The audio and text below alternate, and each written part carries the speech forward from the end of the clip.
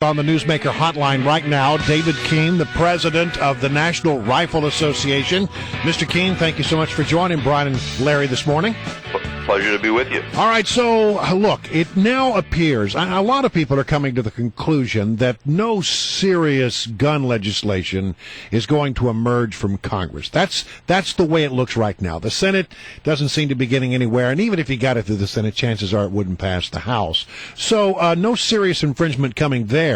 But on the state level, it appears that a lot of states are passing laws that seriously infringe on the Second Amendment right. I'm thinking of Colorado. I'm thinking of Connecticut. I'm thinking of states like right here in Maryland.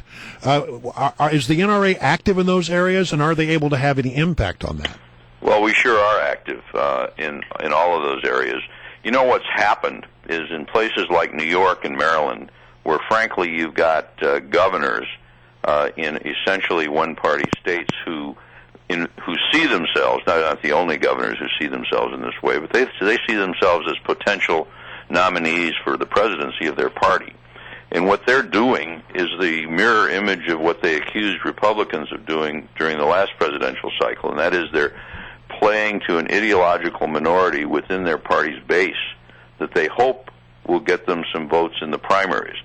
In the process, they're making themselves unelectable in any kind of a national contest. But I keep coming to that conclusion, especially about Governor O'Malley, because he wants to be president. There's no doubt about it. That's exactly right. So does Andrew but if Cuomo. you get to a general election and you've got this in your background, it's not going to play well. It's not. It makes them definitionally unacceptable to a majority of Americans and a majority of states.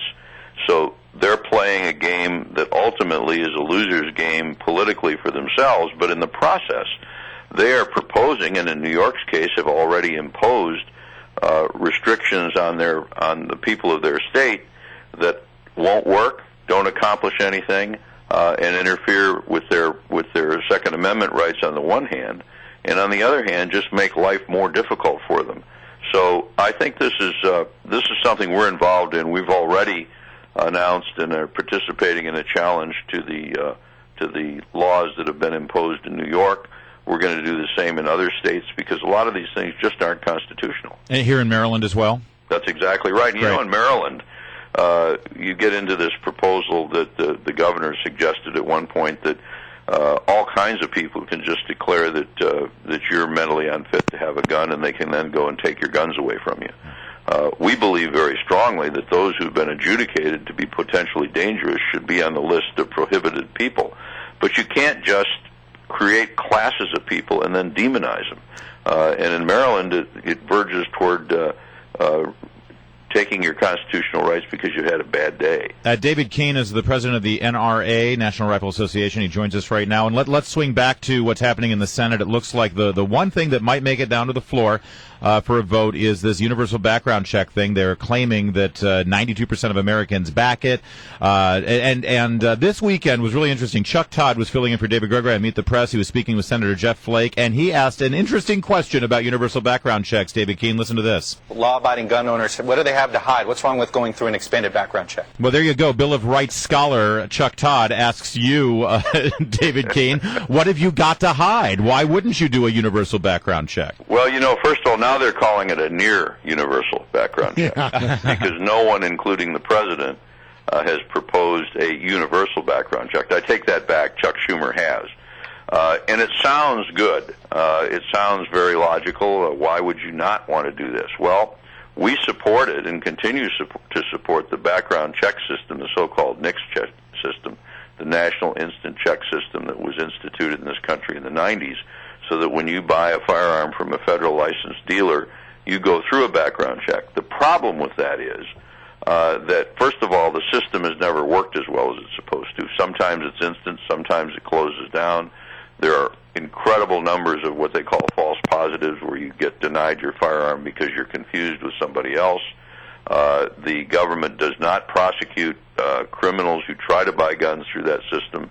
And in 23 states, they won't put those people who've been adjudicated to be mentally potentially dangerous on the list. So we have a system that doesn't work. And then we have a bunch of politicians saying what we ought to do is flood that system with a lot of other requests and a lot of other people that ought to be checked, and it's going to break the system down. So our first point is, one, you do not expand a system until you've got it fixed and you've got it working. And secondly, you get to the problem of the private transfers. About 3% or 4% of the so-called private transfers are arm's length transfers. In other words, where you sell or trade a gun to somebody you haven't met or you don't know, not your neighbor, not your friend, not your son, not your grandson or your brother, but somebody you don't know. That's 3%. And the question is, where do those transfers take place and how do you get to them? What kind of a burden are you putting on the other 97% of private transfers? For example, let's say that you and I live in the mountains of West Virginia and I buy a new shotgun to go duck hunting and you're my neighbor and you say, well, can I buy your old one? And I say, sure. Well, under the Schumer system, you and I would then have to drive someplace and do an extensive background check on you. And you say, Dave, we went to grade school together. It gets very problematic the further away from a locationally determined place that you try and do this. So our concerns are, one, we have a system that doesn't work now. We ought to be careful about expanding it. Two, who do you put into that system? And three, what kind of a burden do you place on the people that you're asking to do this? At a gun show, for example, conceptually it's easy. You go there, you get it checked. At your farm or my farm or behind our back fence or wherever, it's very difficult. Very difficult, yeah. Let me ask you about your NRA task force report on arming schools. Came out, suggested that perhaps there should be training and arming of some members of a school staff. How did that go over? Because I'm not seeing a lot about it. Well, actually, we went beyond. The report was, as you know, much more in depth than that, because we had Asa Hutchinson, who was former Undersecretary of Homeland Security, former head of the DEA, former prosecutor, former congressman, head a task force that included, for example, former head of the Secret Service. Right. They looked at facilities protection. They looked at the ability of schools to self-evaluate what might be needed. They looked at various ways in which a school and a school system can provide the kind of security that students deserve, whether they use existing programs that fund school resource officers, whether they use private security, or whether, in fact, they arm personnel. Our point on that is, one, that armed security helps. It helps a lot. It provides protection to the students. Secondly, if you're going to do it, you need to have real training, not just the training that you would get, say, to get a concealed carry permit, but the training you need to meet the kinds of situations that would take place in a school. All right. Well, we're going to have to leave it right there because we're out of time. But I think that's a great conversation. It'll be interesting to see whether or not anybody picks up on it. Okay, thank you. Thank you, David